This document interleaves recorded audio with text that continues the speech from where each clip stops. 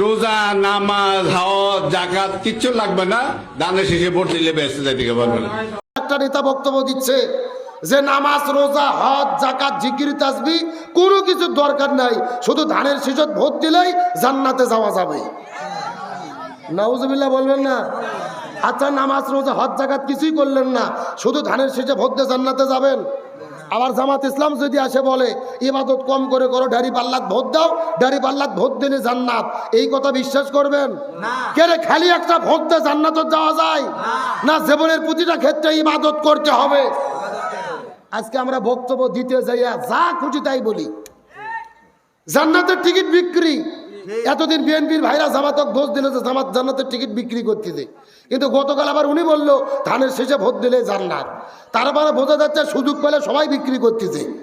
কথা কন না কে? আচ্ছা বলেন, খালি এক ভোট দিয়ে জান্নাতকে বিক্রি করা যাবে কি না যাবে?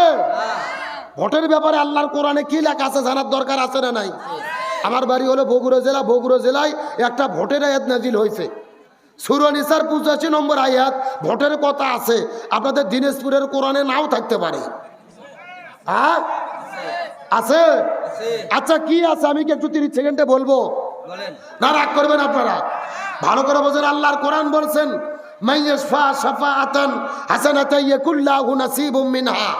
আপনি যেই লোককে ভোট দেবেন ওই লোক ভোট পেয়ে যদি ভালো ভালো কাজ করে, মসজিদ মাদ্রাসা করে, রাস্তাঘাট করে, জনগণের কল্যাণে কাজ করে, ওই লোক ভালো কাজ করে যেই সওয়াব পাবে, ওই সওয়াবের একটা অংশ আল্লাহ আপনাদের আমুল নামার ভেতরে রেখে দেবে। সুবহানাল্লাহ বলেন। মনে করেন এই যে আজকের সভাপতি সাহেব, বড় ভাই যদি নির্বাচনে দাঁড়ায়, আপনারা যদি ভাইকে ভোট দেন, ভাই যদি ভালো ভালো কাজ করে, অর্ধেক সব ভাই পাবে, অর্ধেক সব আপনারা ভোট দেওয়ার কারণে পাবেন। পক্ষান্তরে আপনি যেই লোককে ভোট দেবেন ওই লোক ভোট পেয়ে ক্ষমতায় যাওয়ার পরে যদি জনগণের চাল ডাল গম চুরি করে খায়, রাস্তার রড বালু সিমেন্ট চুরি করে খায়, ব্রিজের ভেতরে রডের বদলে বাঁশ ঢুকোয়, দেশের টাকা বিদেশে চুরি করে নিয়ে যায়, অন্যায় অপকর্ম করে, আলেমদের জেলে বন্দি করে, আয়না ঘর বানায় জনগণের উপরে জুলুম করে, এই লোক অন্যায় অপকর্ম করে যেই গুণ হবে ওই গুণের একটা অংশ আল্লাহ আপনাদের আমুল নামার ভেতরে বিকাশ করে পাঠাইয়া দেবে।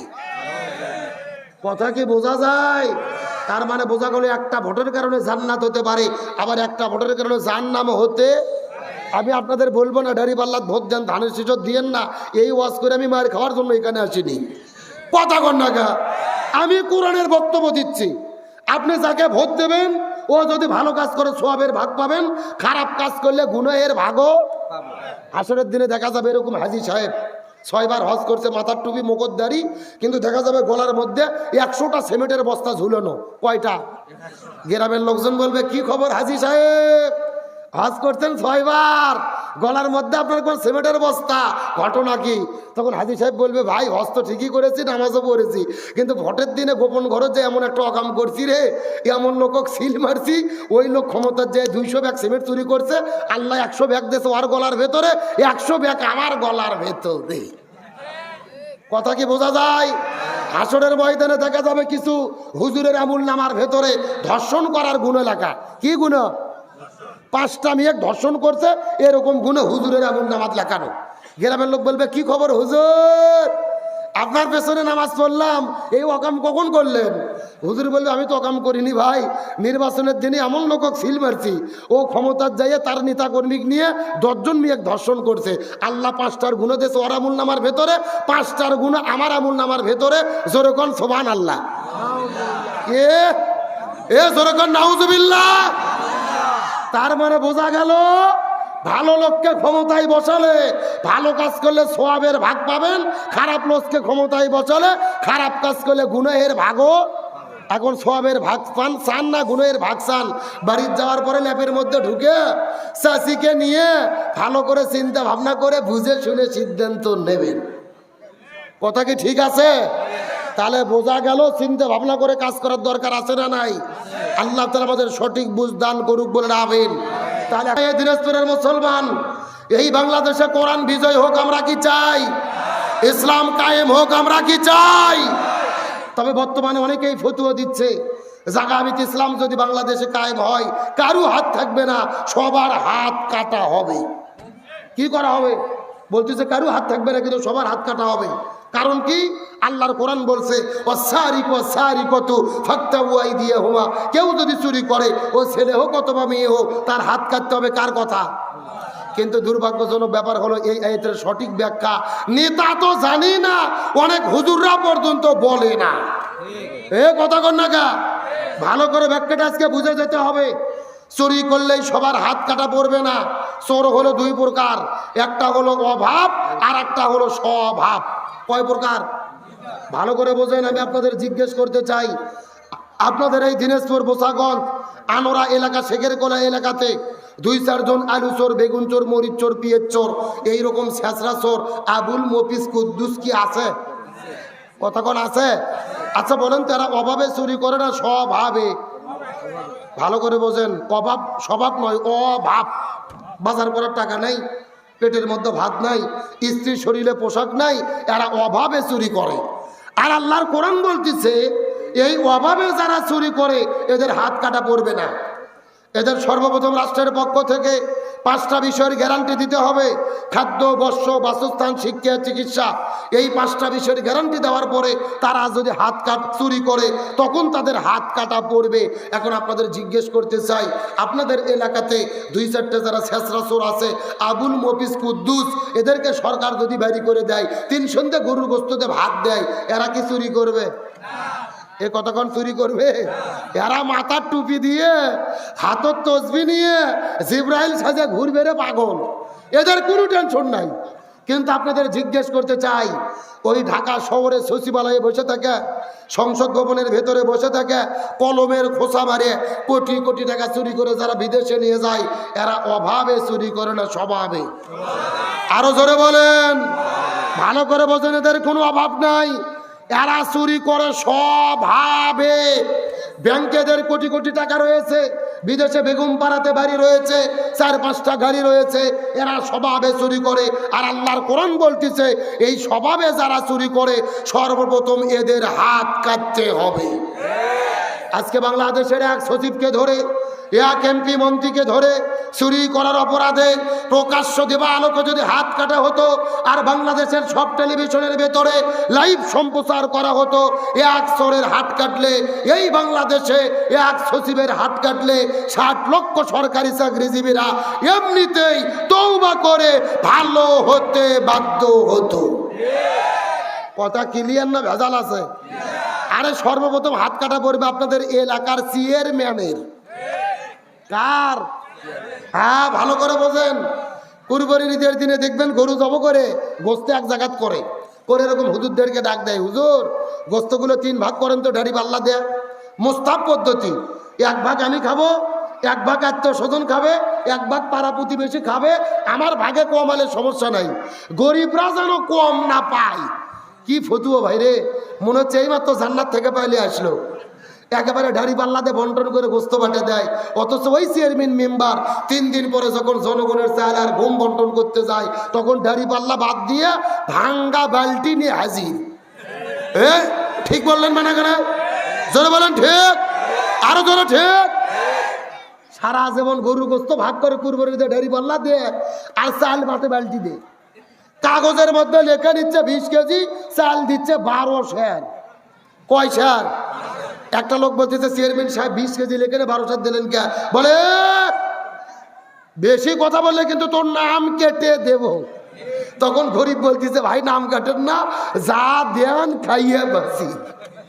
আসার জন্য বলি নাই, এই বাংলাদেশের এক চেয়ারম্যান আর মেম্বারকে ধরে চাল ডাল ঘুম চুরি করার অপরাধে প্রকাশ্য দেবালোকে যদি হাত কাটা যেত আর সব টেলিভিশনের ভেতরে লাইভ সম্প্রচার করা যেত, এক চেয়ারম্যানের হাত কাটলে 30,000 চেয়ারম্যান আর 1.5 লক্ষ মেম্বারেরা এমনিতেই তওবা করে ভালো হতে বাধ্য হতো। কথা ক্লিয়ার না ভেজাল আছে?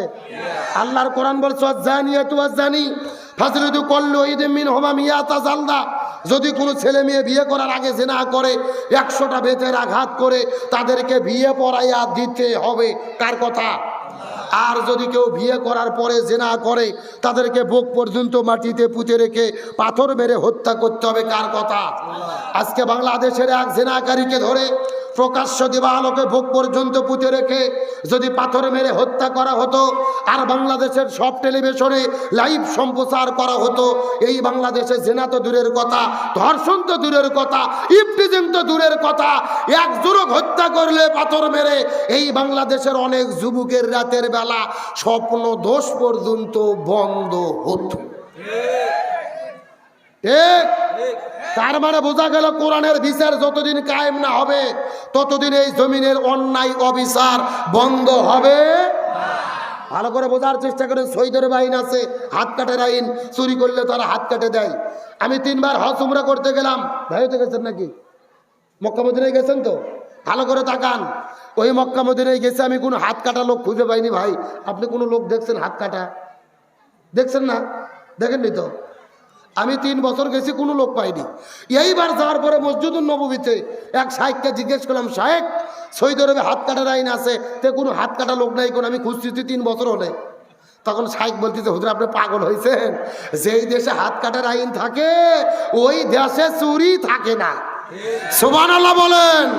তার মানে বোঝা গেল আল্লাহর উদ্দেশ্য কারো হাত কাটা নয়, আল্লাহর উদ্দেশ্য এই জমিন থেকে চুরি বন্ধ করা। আল্লাহর উদ্দেশ্য পাথর মেরে মানুষ হত্যা করা নয়, আল্লাহর উদ্দেশ্য এই জমিন থেকে জিনা ব্যভিচার ধর্ষণ বন্ধ করা। সুতরাং স্বাধীনতার 54 বছর পার হয়ে গেছে, একদল ক্ষমতায় এসেছে আর একদল বিদায় নিয়ে চলে গেছে। কেউ শান্তি দিতে পারেনি। বাবার নীতিতে দেশ চলেছে, চাচার নীতিতে দেশ চলেছে, স্বামীর নীতিতে দেশ চলেছে, কারো নীতি শান্তি দিতে পারে নাই। তার মানে বোঝা গেল বাংলাদেশে যতদিন পর্যন্ত কোরআনের নীতি কায়েম না হবে ততদিন পর্যন্ত এই জমিনের ভেতরে শান্তি আসতে পারে না, পারে না, পারে না। সুতরাং আগামীর বাংলাদেশে সুদ, ঘুষ, দুর্নীতি, সাদাবাজি, রাহাজানি, হত্যা, সাদাবাজি বন্ধ করে ন্যায় এবং ইনসাফের ভিত্তিতে কল্যাণ কামক একটা রাষ্ট্র গঠনের জন্য কোরআন দিয়ে বাংলাদেশ চলুক। আমরা কি চাই? কারা কারা চাই? দুটি হাত আল্লাহকে তুলে দেখান।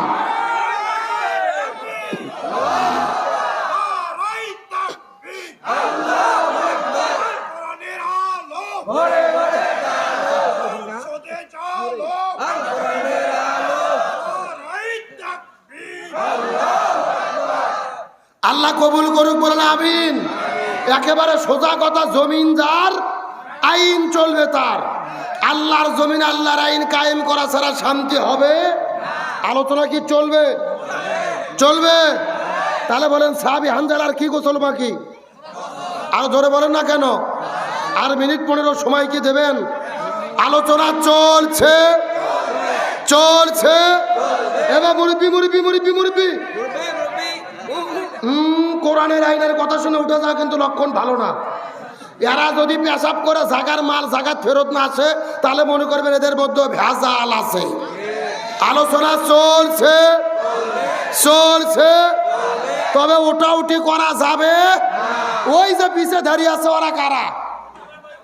ওরা কারা? কোথা থেকে এলো? না না, ভলেন্টিয়ার ওখানে ধরে থাকার তো কোনো কাজ নাই। তোমরা একটু বসার 15 মিনিট ওয়াজ করবো, ভেতরে এসে বসো। আলোচনা কি চলবে? কথা বলেন চলবে। তবে এখন যদি অনুমতি দেন আমি মহিলাদের জন্য 2 মিনিট কিছু বলবো। বলার দরকার আছে না নাই? আমার বন্ধুগণ, মুসলমান ভাইরা গভীর মনোযোগ লক্ষ্য করুন। কোনো দিকে নজর নাই, কোনো দিকে তাকাতাকি নাই। আমার নবীজি মসজিদুল নববীর মধ্যে কত চমৎকার করে বলেন, হে সাহাবেরা মনোযোগ দিয়ে শুনে নাও, মহিলাদের জন্য 4টা আমল করতে হবে। এই 4টা আমল যদি কোনো মহিলা করতে পারে আল্লাহ তাদের জন্য 8টা জান্নাতের দরজা খুলে দেবে। যেই দরজা পছন্দ ওই দরজা দিয়ে তারা আল্লাহর জান্নাতে চলে যাবে। কয়টা বলের কথা বললাম? আরো জোরে বলেন। সাহাবেরা জিজ্ঞেস করে বলেন, ইয়া রাসূলুল্লাহ কোন কোন 4টা আমল করতে হবে বলেন তো দেখি। এমন সময় রাসূল বললেন, 1 নম্বর হলো নামাজ, 2 নম্বর হলো রোজা, 3 নম্বর স্বামীর খেদমত, 4 নম্বর পর্দা। 1 নম্বর নামাজ, 2 নম্বর রোজা, 3 নম্বর স্বামীর খেদমত, 4 নম্বর পর্দা। চিৎকার করে বলেন তো আমল করতে হবে কয়টা? সাউন্ড নাই। আচ্ছা, আপনাদের কি কষ্ট হচ্ছে? এই যে আমি বসে আছি মাঝখান দিয়ে সোজা, ডান দিকে 1 ভাগ, বাম দিকে 1 ভাগ। আপনারা মুখ বন্ধ করে থাকেন, আপনারা বলেন তো দেখি মহিলাদের জন্য আমল করতে হবে কয়টা? আরো জোরে। আপনারা মুখ বন্ধ করেন, আপনারা বলেন তো দেখি মহিলাদের জন্য আমল করতে হবে কয়টা? ওরে বাবা, কে রে ভাগ করে দেনা সাউন্ড বাড়তিছে, তার মানে আপনার আলসেমি করতেছেন না। এই দিনেশ্বর মুসলমান গভীর মনোযোগ লক্ষ্য করুন। ডানে যারা আছেন কথা বলবেন, বামে যারা আছেন কথা বলবেন, মঞ্চের চতুর্দিকে যারা বসে আছেন তারাও কথা বলবেন। সবাই মিলে চিৎকার করে বলেন তো মহিলাদের জন্য আমল করতে হবে কয়টা? আরো জোরে, জোর হলো না। জান্নাত পাবে কয়টা? 1 নম্বর হলো নামাজ, 2 নম্বর হলো রোজা, 3 নম্বর স্বামীর খেদমত, 4 নম্বর পর্দা। 1 নম্বর নামাজ, 2 নম্বর রোজা, 3 নম্বর স্বামীর খেদমত, 4 নম্বর পর্দা। চিৎকার করে বলেন তো আমল করতে হবে কয়টা? 1। কেরে ভাই মুখস্থ করলে কি গুণ হবে? আজকে যেই ওয়াজ করতেছে মুখস্থ করেন, সারা জীবন বইয়ের কাছে করা লাগবে। রাজি আছেন? গভীর মনোযোগ বোঝার চেষ্টা করেন। 4টা আমল করলে আপনার স্ত্রী 8টা জান্নাতের মালিক হবে। 1 নম্বর হলো নামাজ, 2 নম্বর রোজা, 3 নম্বর স্বামীর খেদমত, 4 নম্বর পর্দা। 1 নম্বর নামাজ, 2 নম্বর রোজা, 3 নম্বর স্বামীর খেদমত, 4 নম্বর পর্দা। চিৎকার করে বলেন তো আমল করতে হবে কয়টা? 1, 2, 3, 4।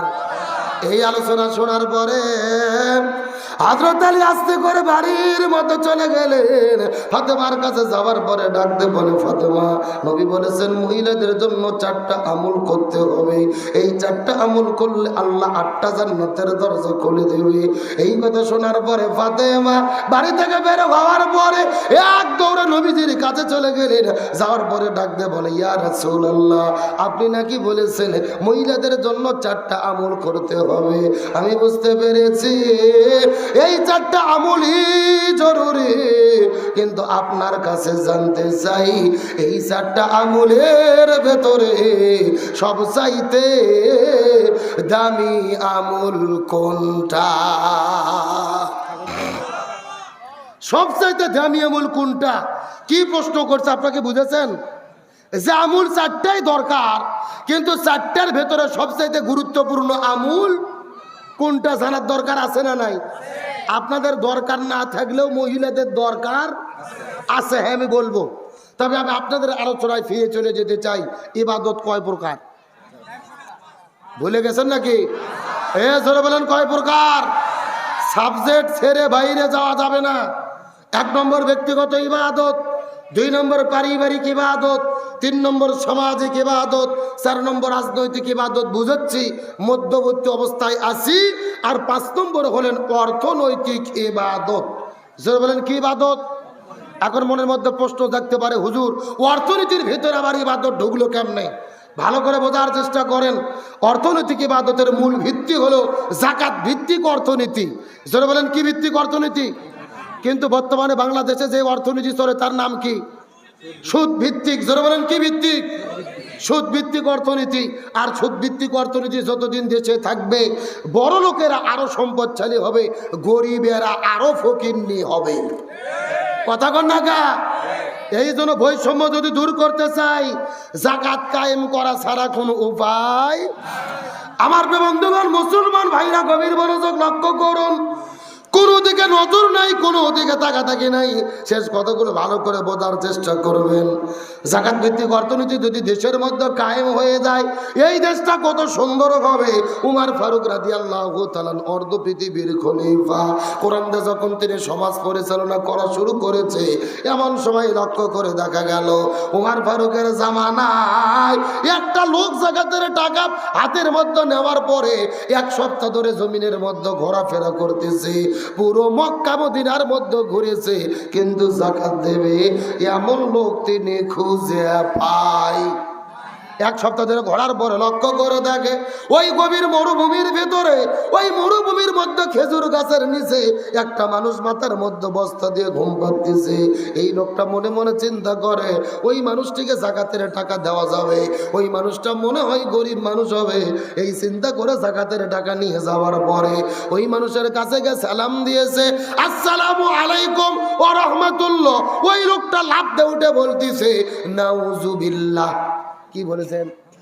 সালাম দেওয়া সুন্নাত, কিন্তু সালামের জবাব দেওয়া। এই লোকটা ডাকতে বলে, হে ভাই তোমার কি হলো? আমি তোমাকে সালাম দিলাম কিন্তু তুমি নাউজুবিল্লাহ কেন বললে? ওই লোকটা লাফতে উঠে বলে, ভাই তার কারণ হলো আমি বড় বিপদের মধ্যে পড়েছি। এই যে আমার মাথার নিচে বস্তা দেখতেছো, এই বস্তার মধ্যে আছে যাকাতের টাকা। এই যাকাতের এক বস্তা টাকা নিয়ে আমি পুরো 1 মাস মক্কা মদিনার মধ্যে ঘোরাফেরা করেছি। যাকাত দেব এমন লোক আমি খুঁজে পাই নাই। একজন লোক 7 দিন ধরে খোঁজে, যাকাত খাওয়ার মতো কোনো লোক নাই।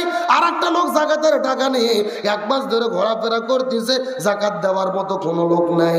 এটাই হলো কোরআনের অর্থনৈতিক ব্যবস্থা।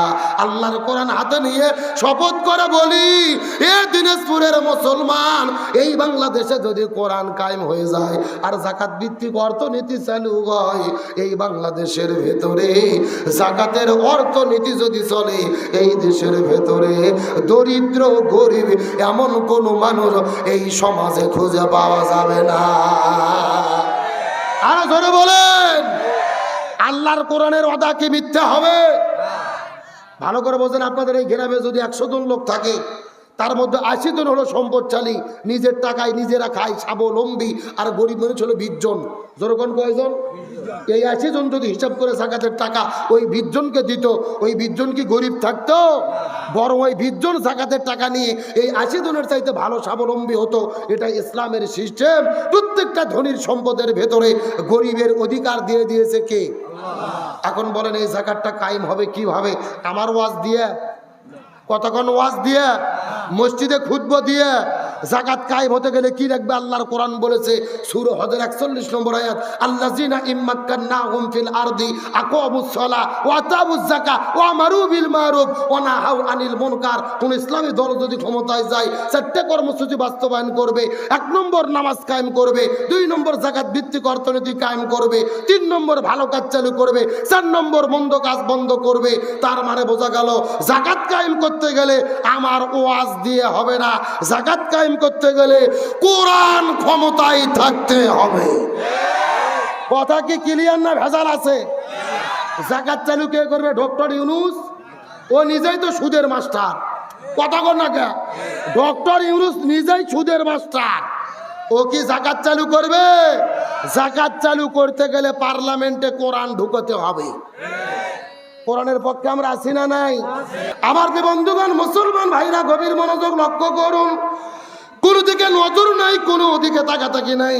কথাগুলো অন্তর দিয়ে, আবেগ দিয়ে ভালো করে বোঝার চেষ্টা করবেন। ইবাদত কাকে বলে ব্যাখ্যাটা বোঝার চেষ্টা করবেন। আপনি বাড়ির ভেতরে ফজর নামাজটা আদায় করার পরে ওই বাড়ি থেকে বের হয়ে যদি জমির মধ্যে কাজ করতে যান, আপনি যদি কৃষি কাজ করেন, নবীর তরিকায় কৃষি কাজ করবেন, ফসল ফলাবেন, ওজনের মধ্যে কম দেবেন না, মানুষকে ঠকাবেন না। ওই কৃষি কাজটাই হলো আপনার জন্য ইবাদত। আপনি যদি ব্যবসা করেন, নবীর তরিকায় ব্যবসা করবেন, খাদ্যের মধ্যে ভেজাল দেবেন না, ওজনের মধ্যে কম দেবেন না, ওই ব্যবসা করাটাই হবে আপনার জন্য ইবাদত। আপনি যদি চাকরি করেন রে ভাই, ওই চাকরি করতে যাবেন, মালিককে ঠকাবেন না, মানুষকে ঘুষ খাবেন না, ভেজাল করবেন না, ওই চাকরি করাটাই হবে আপনার জন্য ইবাদত। আপনি যদি মসজিদের মধ্যে প্রবেশ করেন, ডান পায়ে ঢুকে বাম পায়ে বের হবেন, ওই মসজিদে থাকা আপনার জন্য ইবাদত। আপনি যদি টয়লেটের মধ্যে যান, বাম পায়ে ঢুকে ডান পায়ে বের হবেন, রাসূলের তরিকায় যদি টয়লেট করতে পারেন, ওই টয়লেটে ঢোকা হলো আপনার জন্য ইবাদত। আপনি যদি রাতের বেলা ঘুমাইতে চলে যান, ওই নবীর তরিকায় আপনি ঘুম পাড়তে পারবেন, ওই ঘুম পাড়াটাও হবে আপনার জন্য ইবাদত। তার মানে বোঝা গেল এ দিনাজপুরে মুসলমান শুধুমাত্র নামাজ, রোজা, হজ, যাকাতি ইবাদত নয়। একটা মানুষ বালেগ হওয়ার পর থেকে মৃত্যু পর্যন্ত জীবনের প্রতিটা কাজ আল্লাহর কোরআনের বিধান এবং রসুলের তরিকা মতো করার নাম হলো ইবাদত। আমি কি আপনাদের বুঝতে পারছি? শুধু নামাজ, রোজা, হজ, যাকাত ইবাদত নয়, জীবনের প্রতিটা কাজ আল্লাহর হুকুম এবং রসুলের তরিকা মতো করার নাম কি?